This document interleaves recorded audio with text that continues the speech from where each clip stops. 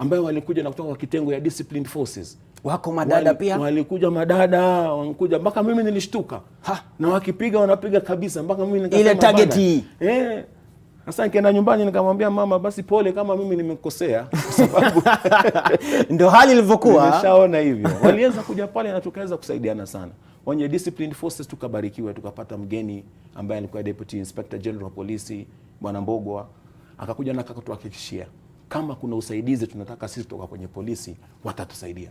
Na wale maofisa wake wale ambao sisi huwa tunafanya mazoezi na hao, akawahakikishia waje kwake wakiwa na jambo lolote. Wakiwa wanahitaji mabastola zile ambazo watakuwa wanatumia, akasema zitasaidika bora kanuni ifuatwe.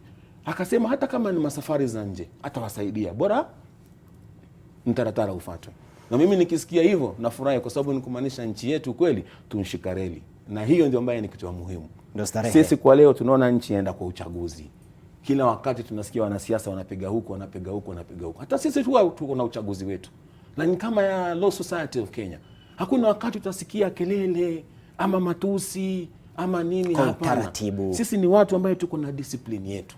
Na hiyo discipline yetu inatuambia lazima tukae na ujenzi fulani. Na hiyo ndio mali tumeshikilia. Na tunasema kwa mwezi huu tutakuwa na uchaguzi. Lakini sisi tunaangalia mbali. Tunaangalia kule kunaitwa nini? Septemba. Tukishikilia nini? Kenya. Basi. Kwa hivyo hiyo tungependa Wakenya waje kwa pamoja na sisi. Tuweze kukaa pale ndio tuweze kusaidiana, tusaidie nchi yetu. Na ile maombi tunaomba mtu akiwa na gurudumu hizi matairi zimetumika, tunaomba tafadhali. Sisi tuko na dumping site. Hiyo site yetu bado ni mali yetu ya mchezo. Iweze kuletwa Kirigiti kwenye National Gun Owners na tuweze kusaidika. Sasa tutuonesha mwisho hapa tukikafunga. Asante. Sasa hapa tukisema kati ya mimi Jeni ako wapi? Nilikuwa namtaka Jeni kwa sababu alikuwa ametupatia challenge pale. Na leo ningempa challenge. Awe na challenge. Jeni njoo. Fanya hima. Hiyo itoroki, mbuzi ya ruki kamba hii. Yuko mbioni anakuja. Nimekaa pale na watazama mpaka nikajisahau. Jikumbuke. Sasa Jeni hapa tutakuwa tuko na discipline mbili. Hebu kidogo nikuonyeshe. Hii ni ile ambaye itahitajika wewe mwenyewe uweze kushoot ile target bila kupiga target hiyo nyingine. Target ni hii ya katikati. Target ni ile ya pande yangu wa kulia. Wacha ya rangi ya mkono. Pale juu. Ile nyingine. Ile nyingine. Hiyo. Hii nyingine ni safety, ufai kuipiga, kwa sababu kuipiga itakuwa ni makosa. Kwa hiyo nenda kupatia kitu kinaitwa classification. Classification ni classifier ambayo itabidi utoe bunduki yako, uilenge pale kwenye ile target na uweze kuipiga risasi ngapi? 5. Yes. Sasa ningependa uivute na nyuno utachukua muda gani kuivuta hivyo kwa haraka, alafu tutahesabu. Naye Makori atajaribu na mimi ndio utahesabu pia. Sawa. Utasimama hapa. Usimame hapa. Alafu mimi ndakukabidhi bunduki. Bunduki ndio. Miwani yangu wapi? Ama mna miwani hapa? Nakupasha sasa hivi. Bunduki ndio hiyo, kwanza nikuonyeshe. Utaichukua, utalenga naye pale. Utaweza kuvuta hii wakati umeona sights zako zimeshika kwenye laini, ndio utaweza kuvuta. Usivute bila kuona sights zako zishika kwenye laini na usipige chochote ambayo hufai kupiga. Sababu nilenga pale katikati. Unalenga hapo katikati. Na ukivuta unavuta tu mara 1 2 3 4 5. Shaona, kwa sababu hii ni mfano ivutiki kabisa, lakini ukivuta mara 1 2 3 4 5. Au si mara moja tu ta. Ukivuta mara moja hiyo ni moja, lakini mimi nataka 5. 5. Kwa hivyo sasa itabidi sijui kama saluni italeta shida. Iko sawa. Itabidi ufunge hiyo kwa sababu yasema ni lazima uwe na ears. Nitaweka hivyo na Steven sawa. Na lazima uwe na eye protection. Ngoja ningeva hii mwanzo. Shikia kidogo. Nani vipi? Uko vizuri. Niko sawa? Niko sawa. Sasa tutasimama distance ya kama hapo. Hapa. Assume hiyo ni distance ambayo imekuwa marked na IDPA na hiyo inaitwa distance yake ni 9.41 meters. Utachukua hiyo ndio bunduki yako, utaiangalia hakikisha iko sawa. Usiingize kidole hapo ndani mpaka wakati uko tayari kuivuta. Nisiingize kidole hapa ndani. Usiingize hapo ndani, simamishie ikae juu. Hapa. Hivyo juu. Sasa wakati nitakwambia uko tayari ndio utavuta, utachukua hino, utaingiza hapo chini, alafu utaweza kuangalia kwenye bunduki ile. Alafu ndio utaiangalisha mbele, hivyo ndio tayari. Alafu mimi nitachukua timer yangu, nitasimama ndakuuliza. Ndakuuliza, shooter, are you ready? Yes. If you're ready, stand by. Shika na mikono yote mbili. Kwani ni ngumu vipi? Mara 5, moja. Mara 5? Bora haitoki. Haitoki. Haitoki. Kabisa Ai? Haya basi. Hii bunduki fake. Makori haitoki. Haya, hiyo nimesimamisha. Sasa nikiangalia ile muda wao umechukua kufanya hiyo display yote, umechukua zaidi ya kama sekunde 28. Na hiyo kuchukua tu kuanza kuangalia. Umechukua exactly 2 minutes kujaribu kulenga shabaha. Shaona? Sasa hiyo naye inachukua muda mrefu. Soma kando nikuonyeshe.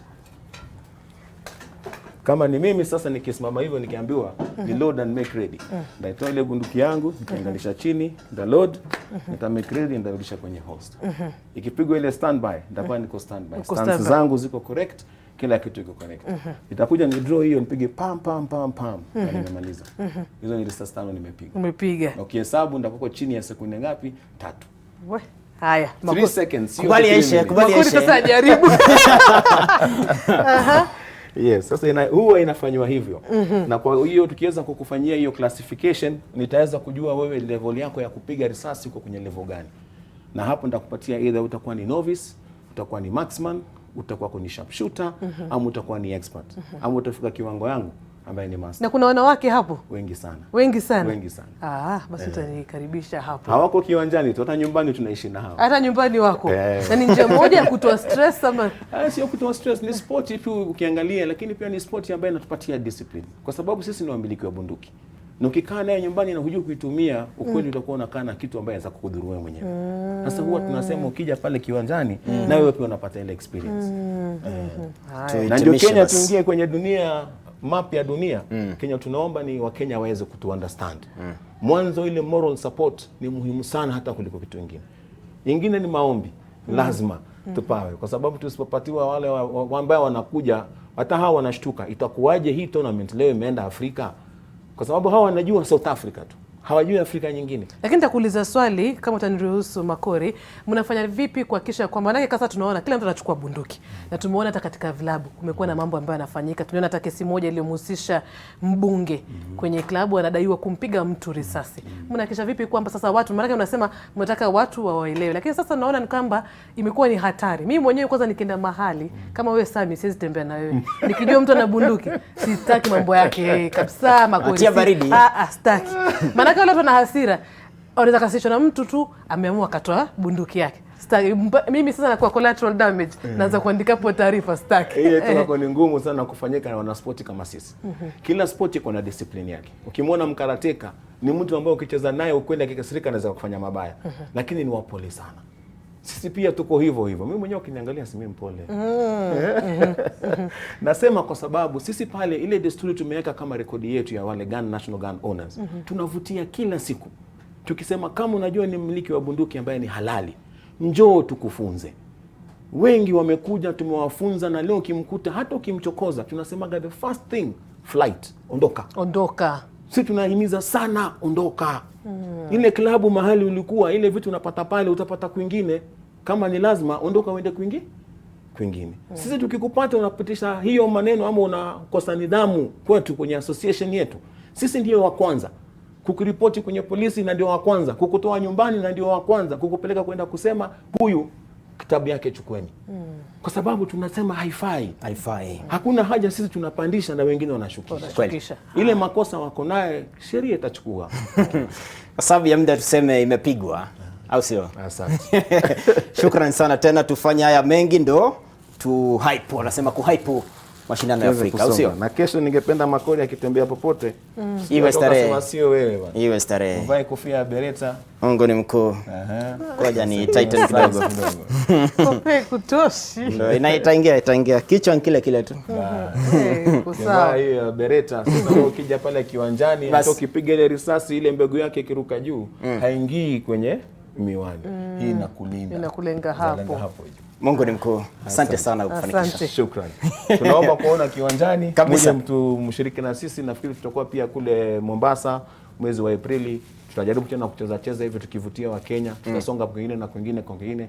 Pia tukifanya training kwa hawa ambao wanaitwa disciplined forces. Wanajeshi wetu wamefundishwa kabisa kupigana vita. Lakini ile kitu ambaye hawana ni ujuzi wa kucheza hii sport. Sasa sisi tunazunguka tukiwafundisha kucheza sport ndio tuweze kushikana pamoja nao, Kenya iweze kusonga mbele. Asante sana. Wacha nichukue mkondo mwingine kabla kuandaa shirikisho la ndondi humu nchini tayari ndio limetua kutoka Dakar, Senegal. Na muona Sugar Ray mbali amepiga pamba yake ya Sadio Mane. Wacha tuangalie shughuli nzima ya mashemeji dabi. Makochi wote wawili, Steve Pollack alitoa kauli yake sambamba na Modo. Local derbies, anything can happen in local derbies. Like you says, we won the first one, but that doesn't define how we're going to play on how we're going to win on Sunday. So we got to be focused, concentrated, and a lot more physical. And I think than the last game, even though we won that game. But the game is for 90 minutes, and as you know in football, when I'm a realistic, it seems like a lot of people are not. And you know, you win, lose, or draw in games, and by God's grace, we get the 3 points. You know, mind games are mind games, and you know, my focus, same as my players' focus, is on the game on Sunday. Statistics go out the window. When you play a local derby, any game really, what has happened before, it's happened before, and you know, the results doesn't change the game on Sunday. It's how we're going to approach the game mentally, physically, tactically. And like I said, somebody told me the other day that they're trashing the team. Well, maybe they should put their energy into their own team and don't worry about our team, because that's good that they're worrying about our team, you know. So, but we just focus. You know, I'm too old for mind games. I've done it myself. I know what it's all about. Don't work for you whatsoever. Well, the mood is good. The boys are in high spirit. They're looking forward to the match on Sunday.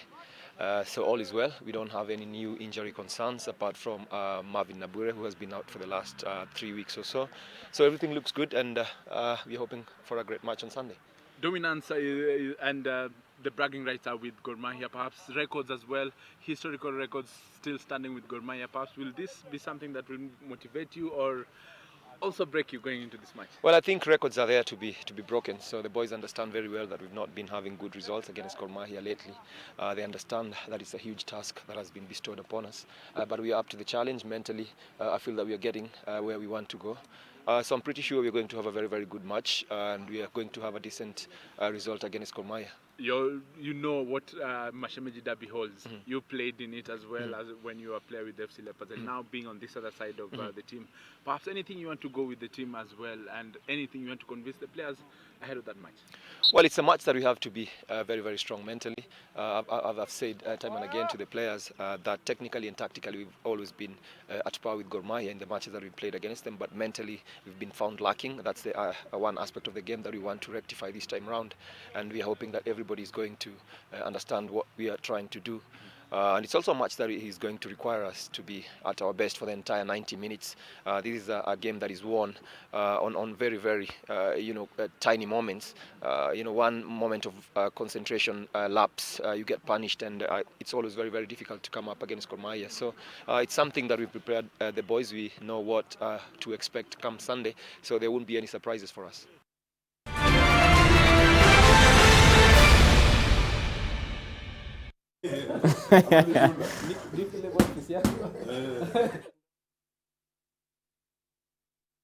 Anza.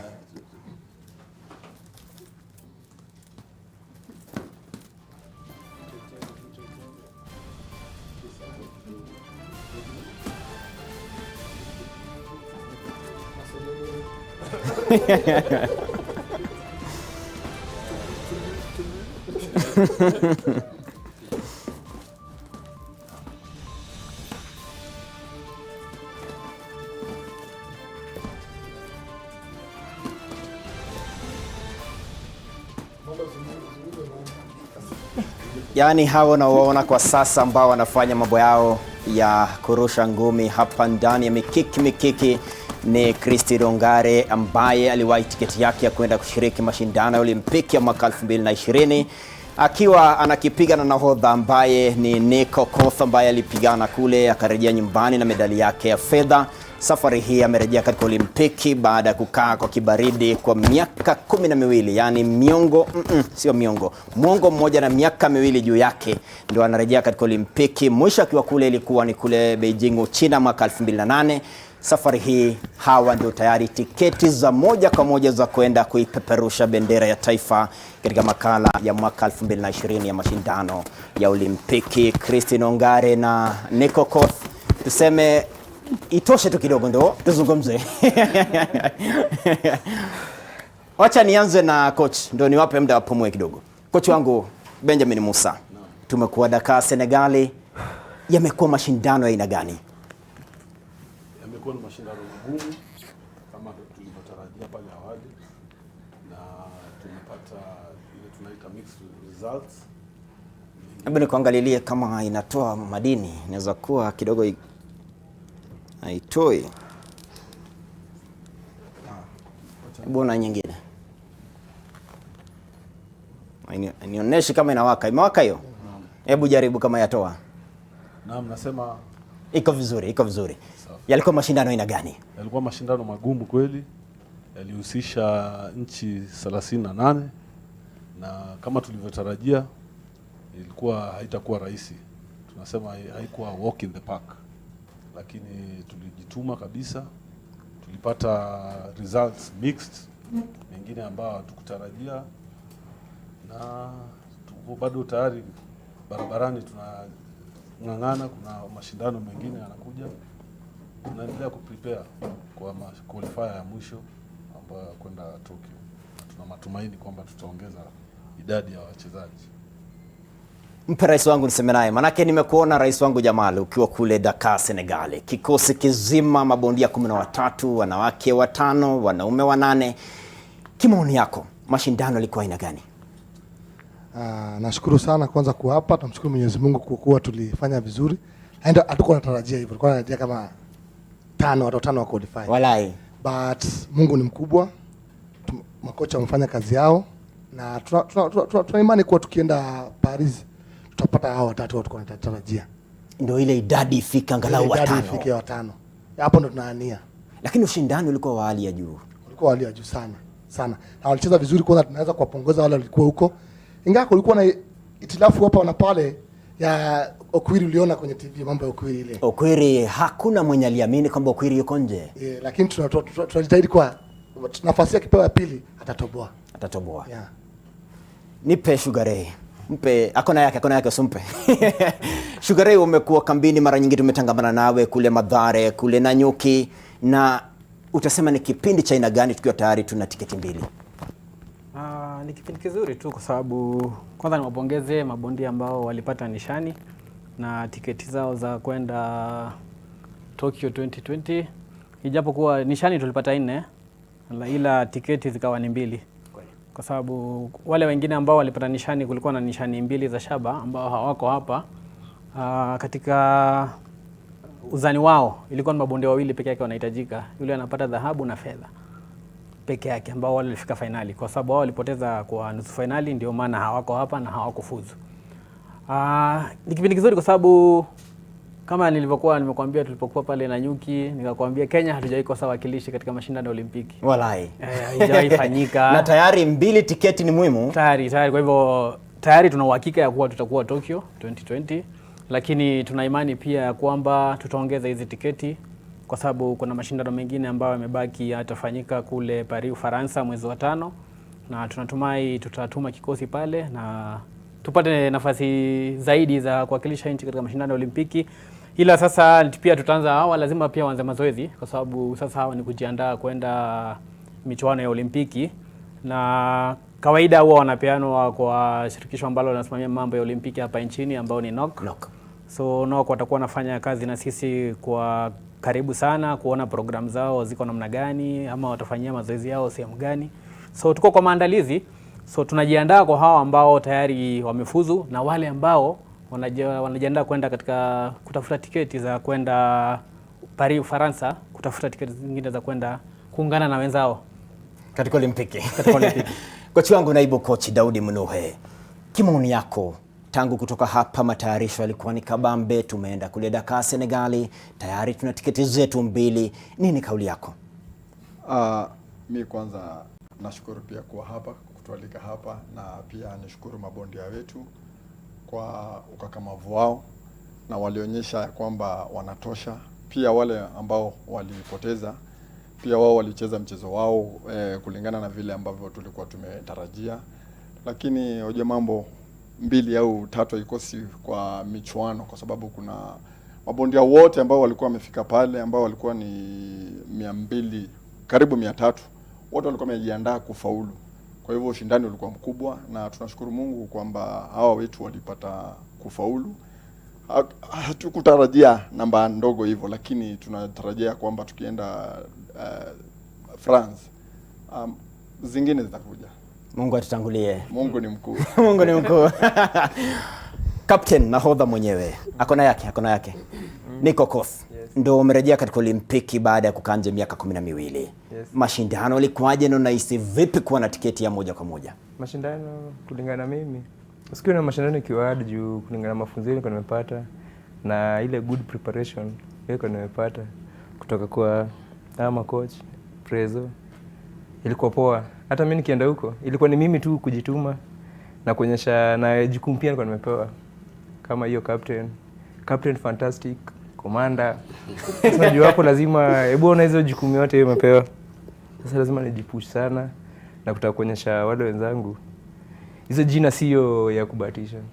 Na ndio ilikuwa kwa mnaniongelesha hata nyinyi mkikamu huko vile naambia vile itakuwa. Sasa sikuwa na fight ile kwa watu wote, labda hizo mbele unajua ni mimi ndio nilikuwa hapo juu. Watu wanaona kama ni ngumu. Ya kwanza tu ndio ilikuwa ngumu, jamaa hiyo Cape Verde. Ndio unajua alikuwa anacheza ile aluse kitu yote. Hata tukipigana, yani alikuwa anacheza tu hata tupigane kichwa, lakini mimi nilikuwa nacheza nikiangalia game next. Ndio yake nika control tu hivyo juu ningekuwa ile juu hiyo vita pia mimi najua. Lakini sasa nilikuwa nacheza nikiangalia game ya kesho. Ile nisipate injury, unajua kupata tu injury kidogo napata opponent morale. Na ndio ikakuwa ni hivyo. Na ndio mambo ikakuwa final nikafika. Sio unajua pale kitu ya maana ilikuwa ni hiyo kuqualify. Ambapo poleni sana hiyo gold vile kukam, lakini sasa nilifika hiyo final nilikuwa nimechoka. Juu nifika hivi game imefika injury pia mamkono. Juu pale nilikuwa kutoa vita. Sasa pale ilikuwa ni boxing. Juu pia sina time nyingine ninge hata hiyo vita vya tiketi. Ndio hiyo ni ya ticket. Hiyo sasa hiyo ile hakuna mchezo. Yes. Sasa ndo katika kipindi chote hiki miaka 12 huja kwa Olimpiki. Olimpiki aina gani unatarajia? Olimpiki hii si ni ya Tokyo tu. Ndio juu ile ya Beijing ile tulimaliza, ile ilishapita. Kwa hiyo sasa ni Japan tu. Sasa ni Japan. Jana nakumbuka juzi tumeenda New Delhi. Tukirudi huko na makocha. Mali tucheze Commonwealth. Hata tukukaribia hiyo area tulichezea Commonwealth. Juzi ile ile area ile village ilishachukuliwa sijui hata tukaribia hata hapo naona. Sasa ile Beijing ile ni kando. Sasa ni kuangalia Tokyo. Na vile nimesikia Sugar amesema hapa, sisi waga hatujai kosa Olympic. Ambapo na pia wako wanataka iku hivyo na ingekuwa unaona. Sasa hii ni kuanza kufocus hiyo medal. Nisikuwe tu ati ni hiyo atukosagi. Ni hiyo medal. Na mimi najua nikiwa na makocha hapa, kuna vitu ilikuwa ni muscle memory. Sasa yote kocha na yani unafanya coach kwa ringa asiongee sana. Acha niseme na Christine. Christine, wewe ukiwa ndio mwanadada wa pekee ndio unaingia katika hiyo Olimpiki, manake mwisho tukiwa na mwanadada ilikuwa ni mwaka 2012 London wakati Elizabeth alikuwa kule. Safari hii wewe mchuano ulikuwaje kiujumla na umewahi tiketi? Mimi ya kwanza ni kurudishia Mungu shukrani kwa umbali ambao amenileta. Ya pili ni haikuwa rahisi hivyo kwa sababu kishafika box off katikati yetu sisi wawili kila mtu anataka hiyo tiketi. So the same nika nasema muscle memory. Ilikuwa balaa. Ilikuwa ni upigane, yani ni ufuate uonyeshe wewe pia unataka hiyo tiketi. So ma coaches wamenisaidia. Alafu pia ile sparring tulikuwa tunafanya. Ilikuwa inafika time tunaona ni kama tunaonewa. Kumbe anakuja kukusaidia mahali. Unaona ni kama utafuju ugonjwa, but sasa unajua kila mtu unajua kwa maisha anajua Kenya anataka. So una give in all your best. Alafu pia mimi prefer kufanya sparring na wanaume weight yangu. Kwa sababu labda mwenye ndakutana naye ni mtu amekata uzani. So unaona nikifanya na mwanaume, although kama tunatoshana weight hata kama ni mzito, nikipigwa punch na msichana mwenzangu sitaisikia. Hiyo ndio kitu yenye imenisaidia sana na makocha pia wamenisaidia sana. So kama mi dem nafurahi kwa sababu pia 2018 nilikuwa mwanamke wa kwanza kupata bronze. Nikasema this time round imekaa for long sababu Africa si madem hakuna, tulikuja bure. Nikaambia God na si round pia si tukumbuke, akatukumbuka. Ni hayo tu. Sasa ulikuwa umepata ile medali ya shaba katika mashindano ya Jumuiya ya Madola. Safari hiyo kienda Olimpiki. Target yako ni gani? Raundi nataka gold. Nataka tu siku moja. Hata mimi nataka national anthem imbwe juu yangu. Ipigwe tu mbele ya umma. Hapo sasa ndio starehe. Rais wangu Jamal, kimaoni yako, tangu uchukue usukani kuwa rais wa shirikisho lenyewe la ndondi hapa nyumbani, tayari inaonekana dhahiri kwamba mbadilika na kubadilisha mambo kadhaa. Mipango yako ni ipi? Kwanza kabisa tulipokuwa kule Dakar, tuliona kuna challenge 2-3 ile tuko nayo hapa Kenya. Challenge moja kwanza ni referees na macoaches. Coaches wetu hawa ni wachache sana. Kiwango hiko coach wetu hapa Kenya ni wachache sana. Nadhani hata ni hawa tu tuko nao. Musa na Munuhe. Sana, yeah. Kitu tunataka tufanye sasa hivi, tufanye kutafute course ya referee na judge. Kabla tuende Japan, lazima tufanye course. Kwa sababu sasa hivi unapata sasa hivi maboxer wanakuja wengi sana. Tunapata sasa tuseme tuende Kisumu tuanze kuweka tournament Kisumu. Tutabidi tutoe referee hapa Nairobi. Tuwapeleke kule. Tuna upungufu sana. First of all tunataka kuanza course, next kama 1 month 2 weeks tuanze kuweka course hapa Nairobi. Ya referee kila county ile iko na boxing tutachukua watu 3 ama wawili kulingana. Na hiyo itabidi tutafute wadhamini. Hata wenda kuomba mchango. Sababu serikali kama ina uwezo. So kwanza tunataka kuanza na hiyo. Alafu tunataka turudishe ndoni mashinani. Kuna vijana wengi wanakuja. Sasa hivi vijana wazuri sana boxing. Kuna talent huko chini. Lazima tutap ile talent. Na ni kurudi mashinani, kuweza kuequip hizo club. Na tuweze kuongea na kila county iweze kutufadhili kama ni itasaidia, utaongea na governor aweze kutusaidia na vifaa, hall ya kuchezea. Tunao boxing Kenya. Kama ule wakati tukiwa na Nyuki, kambi ilikuwa nzuri. Alitusaidia sana huyo. Kwanza tunamshukuru sana. Hata waziri PS Amina na PS wametusaidia sana. Pesa yetu ilifika kwa muda ule unafaa na wamesema hata hii France wanadhamini. So tunashukuru sana. Kamati ya Olimpiki NOC imewapiga jeki kiasi gani kwamba sasa ndo mnajiandaa katika kwenda Olimpiki? Walikuja pia kule Nanyuki. Tunashirikiana mzuri sana nao. Unajua ofisi yetu hii hatufanye kazi kimtu mmoja. Kila mtu anapewa jukumu yake. Kwa ushirikiano. Yes, teamwork. Ndio imetufikisha hapa. Si Jamal, ni teamwork. So NOC wakina Kariz wametusaidia sana. Tumekuwa na meeting nao jana na katambia vile tutafahamu mtaratibu ile tunataka kufanya. So tuna meet nao hata next week pia. Tuweke mtaratibu ikuwe sawa. Wako sawa kabisa. Sasa ligi ya ndondi huu msimu unaokuja unaipangaje? Tunaenda next week ni 12 tunaenda Thika. Na naomba pia ukuje at least tuchangilie hapo mbele ya umma. Yes. Hapo ndo tutap talent zingine za kuinua vijana wengine. Unajua pia sasa hao tumekuwa nao kuna wale wana face off watatoka. Kama komanda mwenyewe ameniambia siri kwamba baada ya hii Tokyo akiwahi medali yake basi anakuwa coach. So unaona kitoka kutakuwa na gap hiyo. So we need to tap that talent, kutafuta mtu yule atachukua space yake. Na ndio maana tunataka hizi maligi tunafanya tuweze kuifanya kwa utaratibu. Isiwe kama soka. Dennis the Menace Oliech aliondoka hadi leo hii kiatu chake ni shida. Boxing weko. Na naomba uje pale Thika uone wale. Tutapata kama 10 kama yeye. Walai. Kocha wangu sasa ndo tuachane na ile ya Paris. Maana sasa ndo hawa ndo tayari tuko nayo sure bet. Mikakati ya matayarisho. Tayari tulikuwa na mkutano jana. Inua juu kidogo.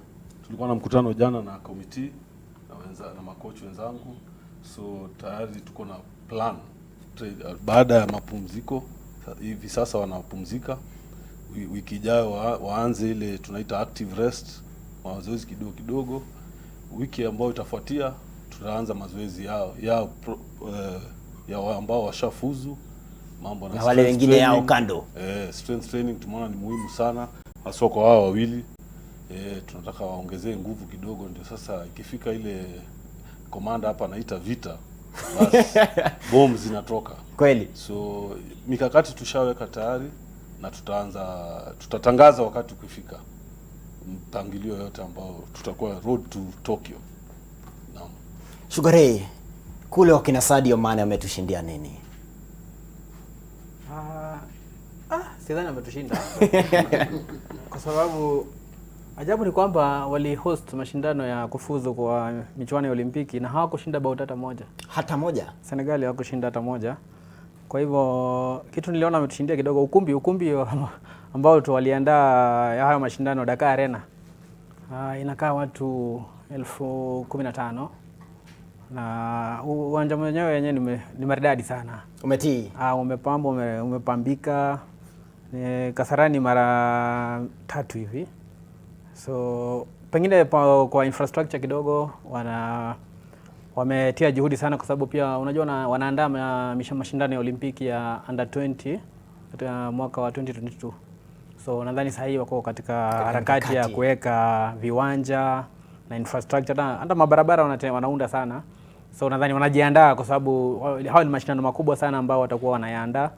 Lakini sisi nadhani hapa nchini tuko na vipao viko kama vijana ambao wanacheza kama ni mchezo wa ngumi, hata football tunafanya vizuri, lakini ila saa nyingine uongozi ndio unatulet down. Lakini tuna imani ya kuwa uongozi ukiwa mzuri, talanta ziko za kutosha, ni nafasi ambazo wale vijana hawajapewa, na iwapo watapewa vipaji vizuri tuweze kuzivikuza, then tuko na uwezo wa kutoa talanta kama ile ya mwenzetu ambaye sasa amehamia kule Marekani, Mgubi Wanyama. Wanaenda kuwakilisha nchi katika kiwango cha juu kabisa, na wanakuwa wanaweza kusimamia wao wenyewe na familia zao na wengine wengi, kwa sababu mapato ambao wanayapata kule kutokana na michezo ni ya juu sana, pengine hata inashinda wanasiasa wetu hapa. Kwa hivyo nadhani mchezo ni industry ambayo pia inafaa tutilie maanani sana, kwa sababu watu wanaweza wakajiimarisha kimaisha kupitia kwa michezo, na nafurahia kuwa siku hizi tumebadilisha curriculum yetu ya shuleni kule, inakuwa vipaji ambavyo uko nazo zinaweza kukuzwa katika mazingira ambayo ya pale shuleni. Na ingekuwa ni vizuri sana pia mchezo kama huu wetu wa boxing unakuwa pia kwa program ya zile ambazo zinafanyika kule wakati wa mashindano ya shule yanafanyika. Kwa sababu kuna wenzetu Waganda wanafanya boxing ya shuleni, hasa shule upili. So unapata wakifanya tournament kama hiyo, inakuwa wale chipukizi ambao wako katika shule upili wanajihusisha kwa sana, alafu wakitoka katika chuo sekondari wanaingia sasa national team yao, kama yule ambaye alicheza na Christine katika box off. Alikuwa ni mmoja ambaye amekuzwa kutoka kwa mfumo huo wao wa ndondi ambayo iko katika shule upili. So nadhania ni jambo ambalo pia hapa inafaa tuige, tuone ya kuwa tunaweza kuza vipaji katika shule za upili haswa, na pengine university na technical university inaweza kuwa vizuri sana. Lakini la muhimu ni kuwa nadhani tuko na uongozi wetu hapa kupitia Bwana Jamal, ametuongoza vizuri. Moral ambao hao vijana walikuwa nayo tukiwa kule Dakar ilikuwa ni hali ya juu sana, ijapokuwa tulipata pigo vile kocha amesema hapa, kwa sababu kuna bouts ambazo uamuzi wao ulitatiza sana, kwa sababu hatuko tunaamini ya kuwa unaweza shinda raundi ya kwanza na ya pili alafu upoteze ya tatu na mchezo uende. Kawaida huwa tunajua ukishinda raundi ya kwanza ushinda ya pili, hii ya tatu ni kumanage tu, bora usipigwe knockout utashinda. Sasa tulipata mambo kule tofauti na kidogo hiyo ilikuwa pigo, lakini tunaamini tukienda Paris tutarekebisha hapo na mambo ifanyike. Ani kwa sababu ya muda nimepelekwa mbio sana. Siku nyingine tena tuje tufanikishe, au sio? Ama kuna kauli inauma? Tuko vizuri. Haya ndio nimekahitimisha. Harith Salim, uwanjani wako. Naam, asante sana Yoshua Makori. Kama tulivyotangulia kusema hapo awali, tunakuletea matangazo haya mubashara kutoka shule ya St Mary's hapa Donholm, na hili la leo lina umuhimu na uzito mkubwa. Saa ukiona hapa tunao wadau wa Kiswahili kuanzia wanafunzi, walimu, wakurugenzi wa shule mbalimbali ambao bila shaka wako hapa katika kongamano ambalo linadhamiria kuhakikisha kwamba lugha ya Kiswahili inapewa nafasi yake katika jamii. Kwa hiyo leo kuna mashindano baina ya shule tofauti, takriban shule 7 zinashiriki mashindano haya kwa angalau kuonyesha kwamba Kiswahili pia kina wafuasi wake na vile vile kinaadhimishwa kwa njia inayofaa. Kwa hiyo ili kuzungumzia mengi tu, pia tutakuwa tunagusia masuala ya Taifa Leo na umuhimu wa gazeti la Taifa Leo katika kuimarisha lugha ya Kiswahili, hususan kwa wanafunzi wa shule za msingi na vile vile shule za upili, na kuona ni kitu gani ambacho wanaweza kukivua na kukichukua kutoka kwa magazeti haya ya Taifa Leo na kuhakikisha kwamba wanakitumia katika kufaulisha maazimio yao, hususan katika mitihani ya lugha na lugha ya Kiswahili. Na mbali na hayo pia mitihani mingine ambayo huchapishwa katika gazeti hili la Taifa Leo kila siku. Kwa hiyo sasa hivi nataka nizungumze na mmoja kati ya walimu ambao ni wadau wakuu wa kongamano hili la leo. Jina lako? Bwana Livondo kutoka shule ya Mtakatifu Maria Jakaranda. Na Na hebu tueleze kwa kifupi tu ni kitu gani kinachoendelea kwa sasa? Hapa jinsi unavyoona hili jukwaa lilivyopangwa hivi ni vuguvugu la Donholm ambalo ni jumla ya shule angaa 10. Tunapanga mikakati ya kukiimarisha na kukiboresha Kiswahili katika njia zote, na diposa tukawaalika nyinyi kama wanataifa leo muje mtusaidie ili kukiinua hiki Kiswahili kiweze kuwa lugha ambayo inaenziwa hapa nchini Kenya. Na umetaja taifa leo, unafikiri taifa leo itakuwa na uzito gani katika kuimarisha lugha ya wanafunzi? Bila shaka gazeti la Taifa Leo ukilisoma, lugha yake ni nyepesi, mwanafunzi ataisoma na kuielewa, na hii lugha angaa watatumia katika insha zao watakapokuwa wakiandika. Vile vile jinsi wanavyoziandika sentensi pale, unapata kwamba mwanafunzi atajifunza kitu, atajifunza mbinu za kupanga sentensi zake sentensi ambazo zimekomazwa. Kisha kuna insha ambazo huwa zinaandikwa katika hili Taifa Leo. Unapata kwamba wanafunzi wanapoyanunua haya magazeti wanaandika insha, kisha insha hizo zinaenda kusahihishwa. Baada ya kusahihishwa, wanafunzi wanatuzwa tuzo mbalimbali, na hili linaboresha sana lugha, maana hili inawapa ilhamu wanafunzi ya kusoma, maana wanajua mwishowe kuna tuzo ambalo watapata. Kutokana na haya Kiswahili kinaimarika kila kuchao. Na asante sana, ni Mwalimu Livondo akizungumzia shughuli nzima ambayo imeandaliwa hapa, na tutakuwa tunaona tu baadhi ya shule ambazo zitakuwa zinashiriki kwa mambo tofauti yanayofungamana na lugha ya Kiswahili, kuanzia kukariri mashairi pamoja na wanahabari kupitia lugha hii adhimu ya Kiswahili na mengineo mengi tu ambayo tutafanya baadaye kidogo. Lakini kwa sasa sitaki kuchukua muda mrefu sana, nataka nikupeleka mapumzikoni. Tutakaporejea Joshua Makori atakuwa anaendeleza mikiki katika kipindi cha leo cha NTV Sasa.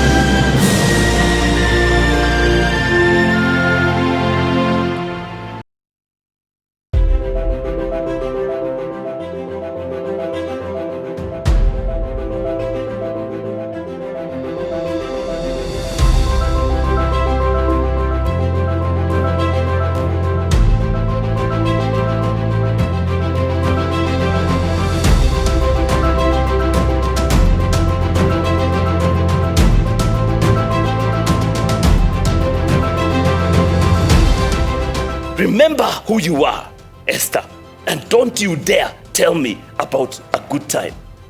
Do not think that because you are in the king's house, you alone of all the Jews will escape. Swaddling needs a blanket and helps your baby feel safe and secure as she adjusts to life outside the womb. Spread your baby's blanket out on a flat surface. Place your baby face up on the blanket. Their head should sit above the folded corner. Straighten your baby's arms, then take the sides of the blanket and wrap it over their arms and chest. Loosely twist the bottom of the blanket and tuck it underneath your baby. At this point, your baby is fully covered. Kiss Kids, no rashes. Bye-bye rashes. Buy diapers. Choose Kiss Kids. New Blue Band Peanut Butter. Made with 100% pure peanuts and a good source of omega-6. Grow healthy and happy kids with New Blue Band Peanut Butter. It feels good, Coca-Cola and food, Monday to Sunday. We're all chasing taste. Let's just grab a bite and enjoy, drink a Coca-Cola. Every single day. So we feel forever be real, together stay free wherever and no, we can't stop. We wanna taste the feeling. Nothing can ever bring us down. Taste the feeling.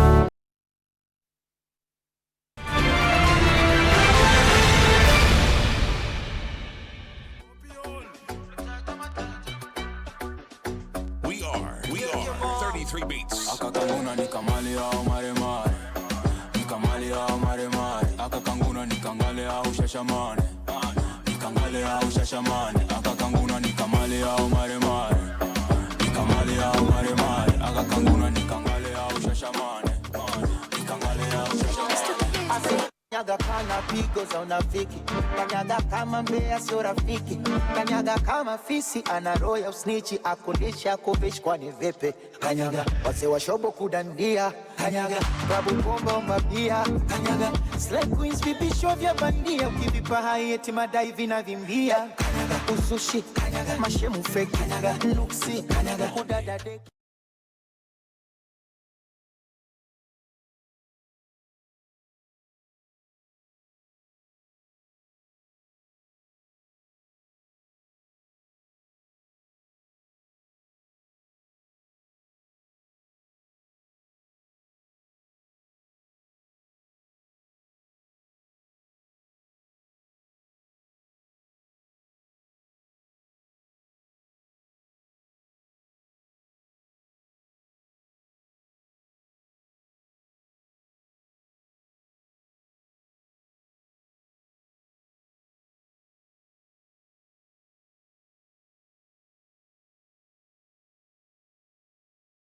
Some shimmy shimmy yeah yeah yeah yeah. Pull up on me when you sober and when you higher. Pull up, pull up, pull up.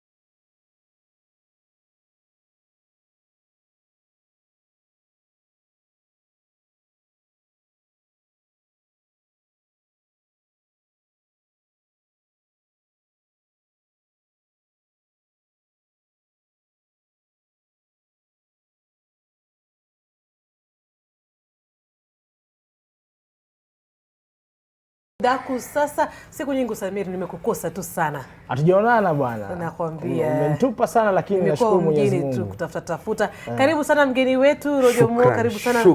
Shukran sana. Nasema ni baraka yani kwa hapa. Na finally kukuona unajua? Asante. Kuna venye. Hapa kuna mwenyewe atapiga risasi. Jamani sameni jamani. Comment tu ile. Umefungua tu roho. Umefungua roho. Inaruhusiwa. Hakuna hatia hapo. Nielezee kwa mtazamaji ambaye anakuona kwa mara ya kwanza. Anauliza Rojo Mo ni nani, katokea wapi? Na ni msanii ama ni mwigizaji? Rojo Mo basically mimi ni msanii wa kizazi kipya Mimi ni wale unaitwa third generation artist kutoka Mombasa, county 001. Mombasa my county, watu wangu wa Mombasani nawapenda sana. Lakini na sweta Nairobi. Unajua kwa shaka. Yani baridi ya huku yani kuna vile lazima ujipange. So nimekuja Nairobi nawakilisha kama msanii wa Kenya sasa hivi. Na mimi ni msanii wa kuimba na ni mwigizaji. Na nasema tu yani sasa hivi yani ni kama ni katika hali ya kujaribu kugrow brand yangu. Katika wale mafans wangu wa kuigiza, wanaonijua kwa upande wa kuigiza kama mwigizaji, na mafans wangu wanaonijua upande wa kuimba, nataka niwaunganishe pamoja. Ya ndio maana niko hapa. Kuigiza waigiza wapi? Kuigiza naigiza, tuseme nimeanza kuigiza nikiwa skuli. Mimi nimesoma Serani Secondary Mombasa kule. Na nimekuwa nikiigiza toka niko skuli, lakini kwa muziki ukanikubali kwanza. So nikatoka na muziki, lakini towards the end mwaka wa 2015 nikachukuliwa kwenye kipindi cha kilikuwa kinaitwa Moyo. Nimecheza kwenye kipindi kinaitwa Moyo, nimecheza kwenye kipindi kinaitwa Nira, nimecheza kwenye kipindi kinaitwa Saida, na sasa hivi kipindi ambacho niko kikubwa sana kinaitwa Selina. So kwenye Selina nacheza kama Shocks kwenye kipindi cha Selina. Kitu kizuri sana. Mara ya mwisho kuja hapa ulikuja na Jimwat. Nilikuwa na Jimwat, ya. Ulikuwa unaachia kazi yako inaitwa Kitu Nyingine. Kitu Nyingine, ndio. Hebu tuambie, unaweza sema ulipata mafanikio gani kuhusiana na hiyo kazi? Hiyo kazi tunaweza sema kwa sasa mimi kama ilikuwa ni kama mkakati wangu wa kujaribu kugrow brand yangu. Mimi watu wamenijua kama msanii wa Mombasa. Na kugrow brand ni katika hali ya kujaribu kujichanganya na wasanii wa Nairobi. Manake sasa hivi hapa Nairobi ndio capital city yetu. Hapa ndo kitovu chetu. Kwa hivyo sasa hivi yani kwa msanii niseme kama unataka kujiongeza zaidi, lazima ukuje Nairobi. Na ukija Nairobi lazima ujichanganye na watu wa Nairobi. Sasa kujichanganya kwangu na Jimwat kumeniongezea ni brand yangu naweza sema. Sasa hivi si msanii wa Mombasa peke yake. Sasa hivi nimeanza kuwa msanii wa Kenya. Watu wanakutambua wasema katika kila pembe ya nchi, sio tu Mombasa, Nairobi, hata mahali pengine. Wimbo wako mpya ni wewe. Ni wewe ndo nani huyo? Ni wewe, ni yule mtu ambaye unampenda. Wewe unampenda nani? Hebu niambie wewe unampenda. Umesema unapenda Jane lakini mimi sitapendeka. Mimi ni wewe, ni yule mtu wangu ninayempenda mimi. Naweza sema hivyo, na nimeimbia mtu yote yule ambaye ana mtu wake amempenda na amemkufia yani katika hali ya kujiexpress. Lakini kuna dada ambao wamekufia hapa katika Twitter niliposema mgeni wetu atakuwa Rojo Mo, wanauliza huyu Rojo Mo sasa kuna vile unajua kifua mazoezi muhimu. Hata mimi napiga mazoezi ile tu sijatoa jacket. Hebu niambie Rojo Mo ameoa na mpenzi na watoto na familia. Na mpenzi ndio. Mke ama tu ndio sasa nimemchumbia, nataka sasa niwe naye kabisa. Aha. Katika industry ya Mombasa sasa hivi tumeangalia hivi juzi Alibi ametoka na kazi mpya na Masauti. Ndio. Alibi ni legendary. Ndio. Juzi kati kama siku 2-3 Nyota Ndogo tena ameachia kazi yake. Ndio. Hivi ukiangalia kwamba wasanii wa zamani bado wako na jina zile, ukiangalia hata katika zile mashow makubwa hawa wasanii wa zamani wanaita. Hivi inakuwaje kwamba hakuna wasanii wa sasa hivi wa Mombasa ambao wanapata nafasi? Wapo. Unajua kila kitu ni kujipanga. Kila kitu ni kujipanga, na katika hali ya kujipanga unajua kama msanii alikuwa shaka jina, ni rahisi kwake kufanya kitu kama ile. Kwa msanii ambaye anatokezea kidogo anapata mtihani. Alafu unajua Mombasa kule kwetu management si nyingi vile. Watu wanahitaji management. So msanii mkubwa unaona kitu kama management ama mtu mwenye kumanage kama manager wapo kwa watu kama wale. Kwa hivyo hao wanaoinukia zaidi ni kuwa wanapata ule msukumo bila manager. Ndipo ni nani anakumanage sasa? Mimi naweza sema niko na kama watu 3 wananishikilia. Na ni watu ambao tunafanya nao kazi, mmoja akiwa boss wangu Mswati boss Idi au sio? Alafu kuna kama watu wengine wawili ambao sasa hivi Nairobi ambao pia anajaribu kufanya nao kazi. Ndio wanajaribu kutafutia mikakati ya kupenya zaidi kwenye soko la Nairobi. Unajua Waswahili wanasema mtaka yote ukosa yote. Na maana yake umesema katika muziki na uigizaji inafika wakati ambapo utahitajika kote. Wafanyaji sasa vile kuweka kwenye mizani kwa kisha yote yako sawa. Hapo moja inapungua tu. Naweza sema kama unaona kama kwa mfano kama acting kwa Selina sasa hivi inaweza hitajika set kiasi cha kama mwezi, maana una sign kandarasi ya mtu na ukisign kandarasi umejicommit. Kwa hivyo lazima uwe pale, yani kwa anapokuhitaji akikohoa unafika. So mambo ya muziki naeka kando, nafanya mambo ya kuigiza Siku ile namaliza kuigiza, naweza nikawa free sasa kuendelea na muziki. Ama on my free time nafanya mambo ya muziki. Kwa hivyo ni katika hali ya kubalance. Kweli napoteza moja lakini pesa inaingia kote kote. Unajua kila wakati mwingi wote tulikuwa katika shule za upili na kulikuwa na wale ambao walikuwa katika uigizaji. Na kuna wakati mwingine utakutana na mtu anakuambia mimi najua kuigiza sana. Hebu nipe siri ya uigizaji kwa mtu ambaye anatizama, kama ni mvulana ambaye yuko pale Kwale na anasema mimi ningependa kuwa mwigizaji. Nini kitamfanya awe tofauti na wengine? Lazima kwanza ujielewe kwanza kama wewe kama mwigizaji ni nini ambao unataka ku-express. Kwa mfano kama character. Mimi kama character yangu kama Shocks kwenye kipindi cha Selina, mimi ni bad boy. Naona mimi ni bad boy. Lakini mimi naona kama wewe ni ukweli bad boy. Maana ile character wanatafuta mtu ambaye si ndio Samir? Exactly, hiyo ndio point sasa. Unaona unashikilia position ambayo unaona hii nikiact na itolea. Sababu iko ndani yako. So okay, so ndani lakini ni katika unajua ni character. Kwa hivyo unaikuza ile character. So kama mwigizaji ni vizuri ujue kama wewe una umri wa makamu, unajua unaweza igiza kama baba.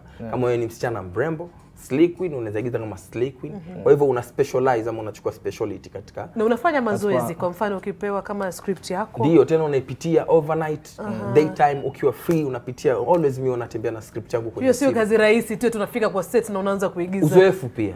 Uzoefu ni kitu muhimu. Ukianza siku zote ina changamoto zake, lakini uzoefu kiwepo na ukiendelea unakuwa msanii ambao unaweza kuigiza kwa haraka. Lakini turudi kwa muziki kidogo. Kama mwezi mmoja tulikuwa hapa na Kelechi. Ndio. Na Kelechi alisema kwamba wasanii wa Mombasa ndio kuna cartel. Ndio. Na wewe umetokea Mombasa. Ndio. Lakini katika video zako sijaona pale 001. Kwa sababu wasanii wengi sasa wanatoka na 001 music. Hebu tuambie kwanza kuhusiana na hiyo issue ya cartel. Wewe ushakutana nao cartel? Kuna cartel Mombasa? Mimi naweza sema si cartel. Mimi naweza sema tu ni watu ambao wana ubinafsi, selfish people ambao kidogo hawataki kujaribu kufanya hii shughuli ya kila mtu. Ambayo unajua ukiwa mbinafsi siku zote utapatiwa hilo jina. Hiyo title ya cartel utapewa, lakini sio cartel. Ni watu ambao wana ubinafsi tu, wanajaribu kugawanya kazi kwa watu wanaona wanaweza fanya nao, sio kwa kila mtu. Unaona? Kwa hivyo si lazima tufanye na 001 ama tuwe tuna. Mimi natoka 001 lakini nasema msanii wa Kenya. Kwa hivyo iko hiyo na ni watu wa binafsi tu, ni watu binafsi tu. Sio cartel. Cartel sio jina la kutumia, ni title tu watu wamewaekea. Lakini sio cartel. Ni watu wameamua watafanya kazi kivyao na watu wanaotaka kufanya nao. Na kama sisi tunafanya kazi kivyetu tunaendelea. Ndio maana niko hapa. Kuongea na mafans ndio sana. Namna hiyo. Umefanya kazi na Jimwat. Sasa hivi unajua lazima kama msanii upange vile utafanya strategy na mipaka na vitu kama hivyo. Sasa una mipango gani? Sasa hii niko na mpango wa kufanya track ya Gengeton na wasanii wa huku Nairobi. Nichanganye kwenye market. Gengeton ndo muziki unao trend sasa hivi. Kwa mfano nani bana ndio pale tujue. Unajua Gengeton wasanii ni wengi. Kamera yangu ni gani? Kamera yako ile pale. Nambari 2 sio? Hiyo nambari 2. Mimi bwana nasema hivi. Odi wa Moranga man. Odi wa Moranga nataka tufanye kitu mtu wangu. Unampenda Odi wa Moranga? Kwa sababu pia unajua hakuna hiyo mass appeal ya watu wa Nairobi. Na unajua Nairobi ukiipata vizuri na urelate na watu kabisa, uhusiane nao vizuri, kuna vile tu itainuka. Kwa hivyo hapo mpango wangu kwa hapo kufanya Gengeton. Karibuni, one of these fine days. Karibuni sana. Itaeleweka. Na Mado na X-ray. Exactly. Make sure me check out. Unajua Sabiru wanasema siku hizi kwamba muziki unalipa. Sana. Mwenyewe anasema sana. MCSK pesa zinamwagwa, kwa hivyo kuna venye yani ukijipanga vizuri unajua sote unalipa kama ujitume. Kwanza mpaka grow brand yako. Umake sure muziki wako unafikia watu kule nje. Umake sure unapata airplay. Umake sure unapata show kabisa. Utakuwa uko vizuri. So tunalipa. Uko vizuri. Hebu tuelezee ulipokea ngapi? Waweza tuambia sababu watu wamepata hela hivi. Siri yangu. Tupe tu siri yangu. Naweza sema siri yangu sababu unajua sasa hivi kila kitu ni kujipanga, kazi ni kuzipanga. So mimi ni katika ile kupanga kazi tu. Wacha matokeo watu waone huko nje. Ni kweli wakati mlipewa shilingi 2530 mlipiga kelele. Basi sasa inachezea ngapi? Mlipewa kuanzia ngapi? Kila mbuzi anakula kwa orofa kamba. Imefika 100 na kwenda juu. Kwenda juu kabisa. Kwa hivyo ni 100 na kwenda juu. Kwa hivyo hii distribution bado inaendelea. Kwa hivyo kila mtu atajiongelea. Kwa hivyo ni ukweli hela ilitoka 100. This time around pesa iko. Walikuwa wanasema pesa ipo. Kwa hivyo kama wewe msanii uko nje na hujapata, Unajua kuna shida hapo. Zingatia. Tukimalizia tu. Ndio. Nataka tujue tunakupata wapi katika mitandao ya kijamii. Nice. Kwanza hapa ndo pali muhimu. Kwanza kabisa tuanze na YouTube. Kwa YouTube tafuta Rojo Mo, ingia kwenye YouTube, subscribe to my YouTube page. Usiangalie tu mziki, angalia mziki, subscribe pale, gonga kile kikengele. Ndo mziki mpya next ninatoa tuwe tunaweza tukashare kwa jumla kwa pamoja. Alafu Instagram itafute kama @RojoMoBest, Twitter @RojoMoBest, Facebook kama Rojo Mo. Evana tuwasiliane kama wewe ni DJ, kama wewe ni mix DJ, kama wewe ni club DJ, kama wewe ni TV DJ. Kama vipi unaweza nitumia email yako, nitakutumia kazi yangu mpya. Tusongeze muziki sana ya Kenya mbele, au sio? Naam, shukrani sana Rojo Mo, na bila shaka tunakutakia kila laheri. Nasema asante pia. Na mkado na Rojo Mo, basi ndani ya studio kuna DJ ambao wanafahamika kama 33 Beats. Sasa nataka watupe kionjo kisha tuwakaribishe wengine ambao wako pale pembeni kidogo na waona waje hapa studio. Lakini kwanza nawarushia wale DJ wafanye mambo yao alafu tuzungumze.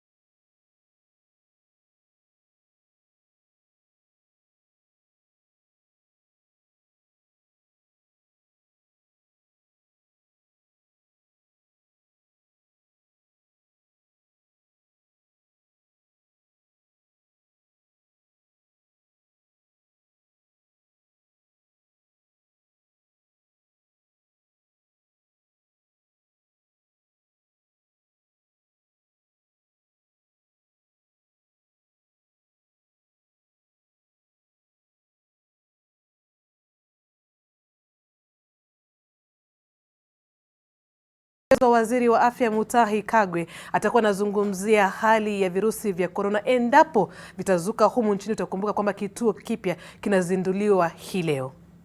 If a conference involves people traveling from Europe, traveling from the rest of the world in the Middle East and so on, in a conference or meetings with more than 15 people, we have asked that we postpone and suspend that at least for the next 30 days. The government has also issued a travel advisory to all Kenyans to avoid non-essential travel to high-risk countries for conferences or meetings where, again, there is going to be more than 15 people gathering. I would like to make it clear that events that are only for Kenyans, that don't involve people from outside Kenya, are continuing normally. The Beyond Zero race, for example, on Sunday, we will be there. We will be running with Her Excellency the First Lady. We are out backing her, and I invite all of you also. But events that involve persons from outside Kenya are the ones we are referring to. And I particularly want to say how sorry we are that the Kenya Open that was supposed to be at Karen because a European tour, that you involve Europeans, people coming from Italy, Germany, and other centers, that cannot continue. And we have to postpone it for the period that I have said, for at least a month, so that we can monitor and see and weigh how things are going on. Now, in addition to that, as the committee is working, we are cascading our work all the way downwards. We are going to work with the other sectors. The Ministry of Transport is going to be working very closely with Matatu. There'll be next week, there'll be meetings with Matatu owners, bus owners, bus associations, and other modes of transport, including the borders, so that we can begin to work with them to ensure that certain levels of hygiene are being observed even as we transport our people. You all know what it would mean if a person in a matatu was infected. So we want material and communication to go to even the drivers of matatus, to conductors of matatus, so that they can see and observe and note if there is anything challenging before people board. In conjunction with the Ministry of Trade and Finance, the Ministry of Health is also engaging the business community. We are quite aware and quite conversant with the economic effects that what is going on around the world is going to have on us in Kenya.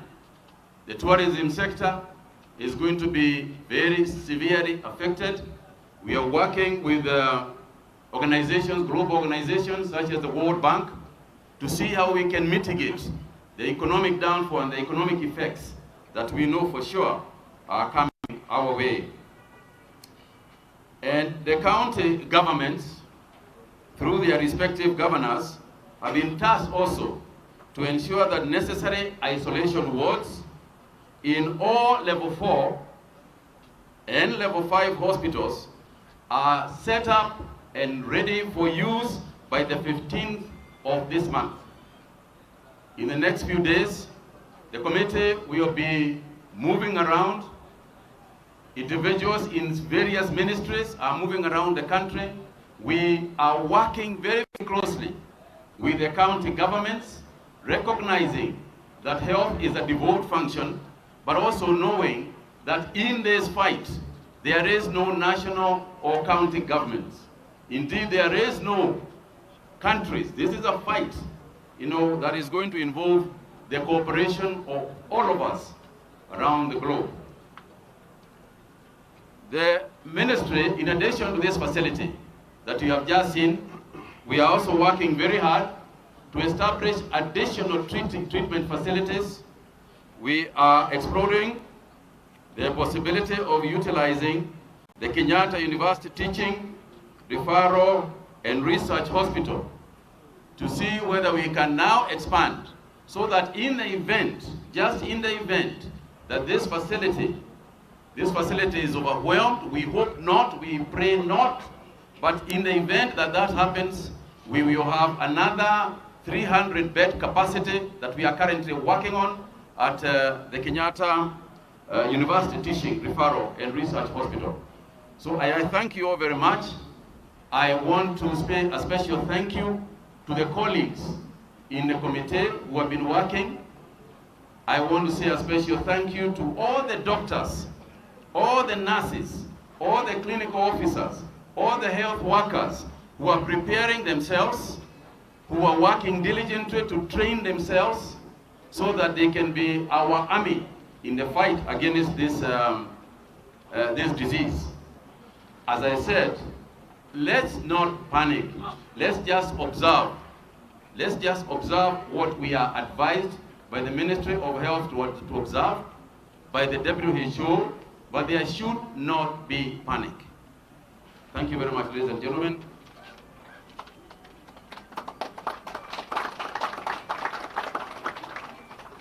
I also want to say the following, and I said it at the meeting with the Council of Governors meeting the other day.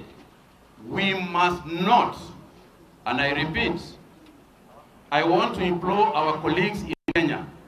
This nation has always been known as a welcoming country. We have always been known as people who care, as people who are friendly, and people who welcome our visitors. And I want to say, let us not suffer from xenophobia. Let us not profile individuals, particularly individuals from the Asian subcontinent, from the Asian continent, where we think that everybody who looks in a certain way or behaves in a certain way must have this disease. I want to put this thing in perspective so that we understand exactly what it is. There are 70,000, approximately now 70,000 people, 79 the last count of people in China who are affected. And there'll be probably more coming. But let's not forget, there are 1.5 billion people. Do the maths, subtract, and you can see how many people, what the percentage is. So please, Kenyans, let's be friendly. Let's take care of people. We should be sympathetic.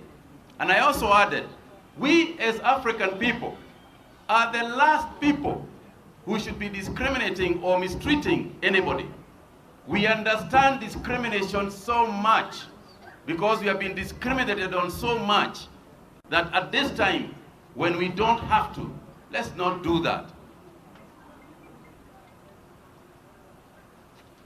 I have mentioned that there will be WhatsApp messages being sent to your phones. And this starts, I think, immediately, Esther. And the final thing is the issue of self-quarantine. There has been a misguided notion that even under extreme circumstances, the government will be able, not this government, any government, will be able to just take a whole village or a whole town and take them somewhere for quarantine. That, ladies and gentlemen, is simply not possible. So we need to understand this concept of self-quarantine. And we have practiced it before, even in our own homes. When you have got a very bad cold that you think you can infect your family with, you don't go holding your family, you protect them. You say, I don't want to shake hands because I've got a very bad cold. This is what we must understand, that a time can come when you have to self-quarantine, because if a whole town is affected, you can't move everybody. So when we say, and when we ask people, please practice self-quarantine, it doesn't mean that we are not going to monitor. It does not mean that we are not keeping track of everybody who has got even the slightest sign. But let's not say that self-quarantine is not a possibility. Read and understand. Watch and understand. Just get a grip of the fact that self-quarantine is a practice that involves people, it involves citizen responsibility, it involves visitor responsibility, so that we are all able to exercise self-discipline in self-quarantine. Finally, we have also said and asked that government officers traveling outside this country cannot do so if they are going to areas that have been said to be affected areas, Italy and the other ones. Therefore, there is a ban to travel to any of those places, may it be for conferences, may it be for meetings, unless it is absolutely necessary. Unless it is crucial and absolutely necessary. And of course, the persons who are supposed to clear travel in this country will be aware of that absolute necessity.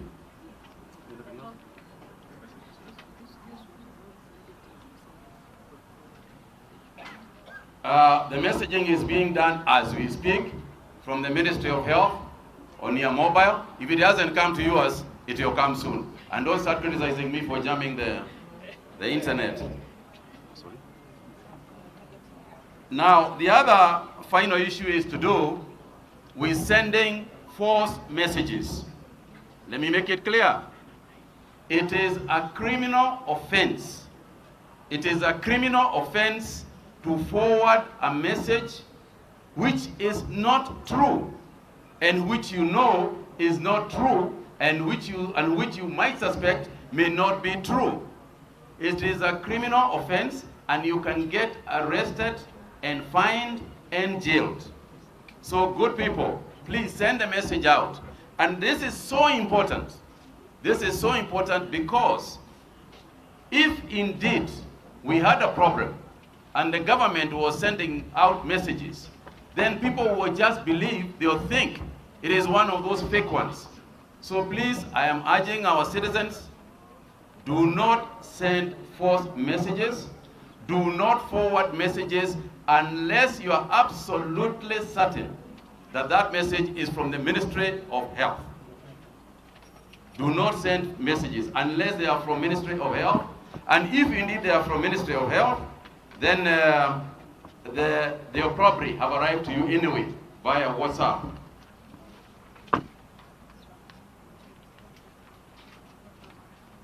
Over the next couple of days, we will be mobilizing support for the county governments. We will be sending additional support from the national government of about 5,000 additional personnel, a lot of them to assist. A lot of them have been trained in service, some of them from the national youth, who are going to be trained, community health workers, additional people to go and support the counties because of the overwhelming training and other works that we think they are facing. In addition to that, we have been mobilizing mobile clinics, which we are going to start dispatching in the next 10 days to the various counties, again for the same reason. So all in all, what I can say is that we are not leaving anything to chance.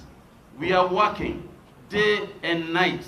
So, and please, those of you who are going to say, I had even this morning, somebody talking about we don't have sufficient this, we don't have sufficient the other. Please don't speak on behalf of the government in just, regular interviews on TV. Do not speak on behalf of the government to indicate how many beds or how many gowns we have.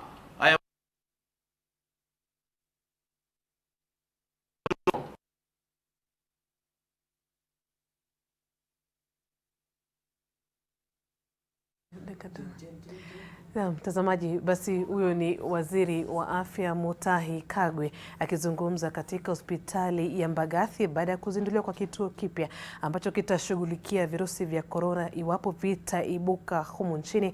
Naelezwa kwamba amerejea, tupate kumsikiza tena.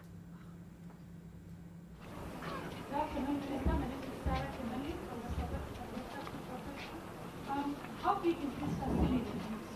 And we what the city, what is the how many bed facility is this?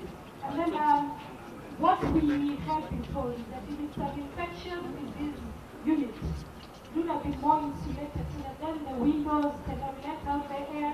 Does this meet the standards? Maybe you could explain to us. Yes, thank you very much. First and foremost, this is 120 bed capacity, and we have taken every measure. When we took you round, we even showed you the windows that are being used in the most critical areas. But I would like to ask the Acting Director General for Health to come and say just a few technical issues about what we have done here. Dr. Amos. Thank you, Waziri. We have ensured that this place is totally isolated from the rest of the facility. And when we are taking you around, it's only that the windows were like that because there are no patients in the facility. Once we have an individual case, the necessary measures that we are going to put in place are totally different. Thank you very much. Let me also add that we didn't show you the entire facility. There are rooms that have already been fumigated, and I would also like to assure even where we went through, they are going to fumigate after we leave. Next. Okay, please. Thank you. My name is Purity from the Pineapple Justice Corporation.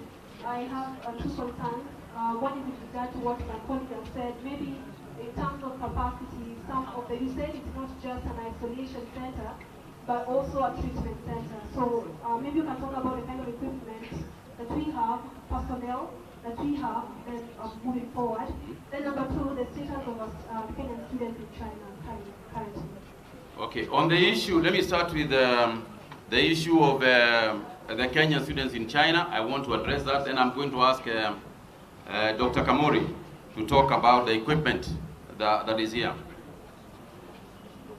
We have said before, and we are saying again, that the matter of our students in Wuhan and other areas is a matter that is still under consideration within the emergency committee. But let me just take you through a small route for you. What we are talking about right now is that our students, no Kenyan student, we do not have any information of any Kenyan student being unwell. Our Kenyan students are in quarantine. Put this in perspective. Each individual is okay. Everybody is well as we speak. Now, what are we proposing that we do?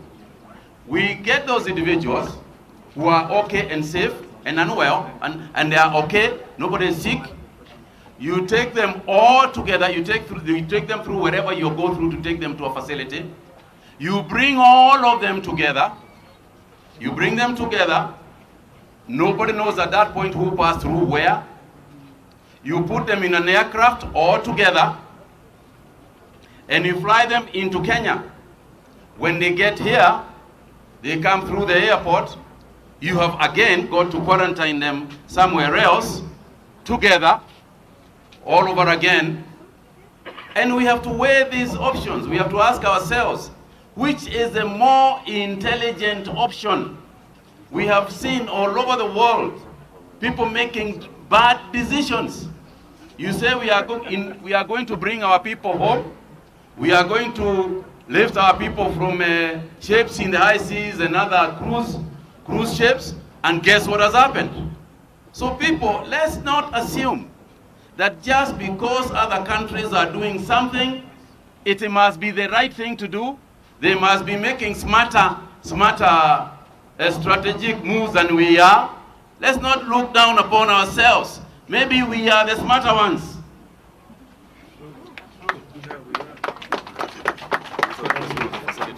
Thank you, Waziri. The facility has all the equipments you need, from handling a basic patient up to ICU setting. You can see for those people who went in, we have also ventilators, monitors, defibrillators, we have infusion pumps, even we can actually run the patient in remote. If you have seen some of the gadgets we have. We also have all diagnostic facility. We have mobile X-rays inside here. We have mobile ultrasound. We have also a lab, full-fledged lab, and also we have all the drugs and also the equipment. So disposal. And even waste disposal, you have seen we have also put even a standby power supply and oxygen supply and also a shredder, so that even the waste that we produce here will also be incinerated from this facility. So basically, we have put all the structures in place. Thank you.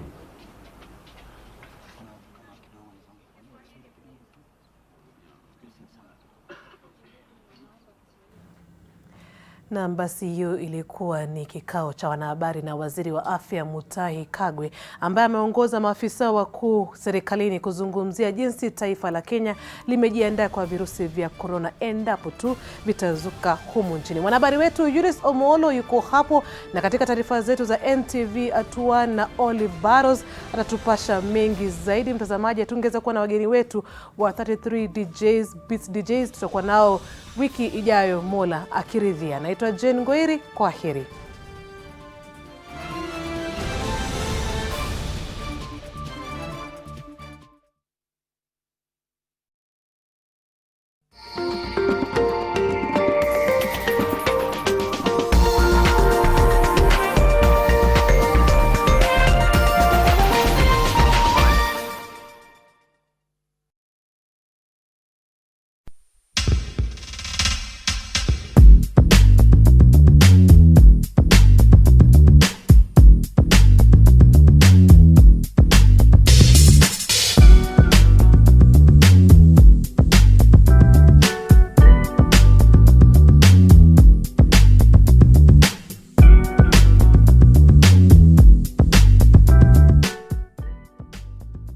Sensitivity is a short, sharp pain that people experience when they have something hot or cold getting to the nerve of the tooth. Dentists recommend Sensodyne to their patients. It's able to get inside the tooth and calm the nerve of the tooth down. And the proof's in the results. It works. Once again, it's time to run at the Beyond Zero Half Marathon 2020. Come and run with us. I will run for a healthy lifestyle for the elderly. I will run for access to better healthcare.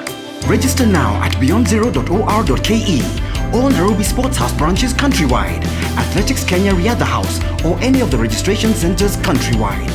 Beyond Zero Half Marathon 2020. I will run. Pop, pop, it's showtime. Showtime, showtime, showtime. Guess who's back again? I'm a dangerous man with some money in my pocket. Keep up. What? Trend. It's going down, cause I'm around. Trend. Everybody knows I'm up to start. Let me make one thing clear. Ladies and gentlemen, Trend. Nothing can stop me, I'm all the way. The Trend, in association with Maybelline New York. Fit Me Foundation from Maybelline New York. Fits your unique tone and texture. Blurs pores, stop shine. For your most natural matte.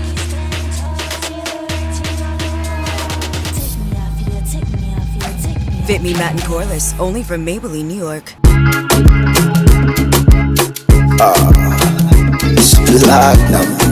It's Kill People. This Saturday on Team Republic Live. Jaja, your body, Jaja. Jaja, your body, Jaja. No. Jaja, your body. Get ready to laugh with Flaco. We bust some moves with young warriors. It's a bash with the baddest trio. Tune in to the hottest show in East Africa. Teen Republic, in association with Fanta. Hanging out, it's my summer now.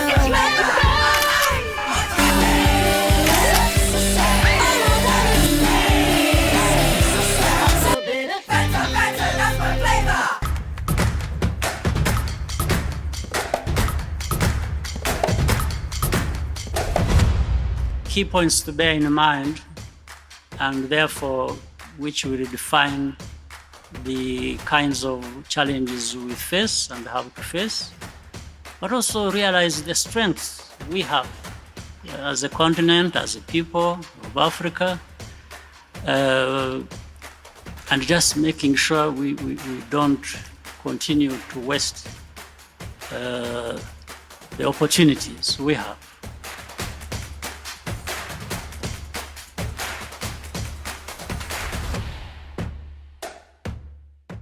In Kilifi County, a ripe old age is a curse.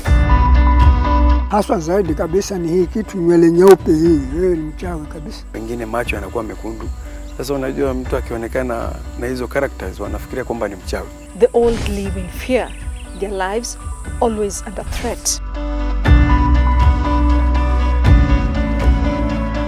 Mtoto wangu ndio aliniambia mamake kwamba babako ni mchawi. Nimelala nyumbani mwangu, nikiamuka ninakatwa mapanga. Kama hakutakuwa na mbinu ya kuzuia mauaji ya wazee, baada ya miaka 10 ijayo kutakuwa hakuna mzee.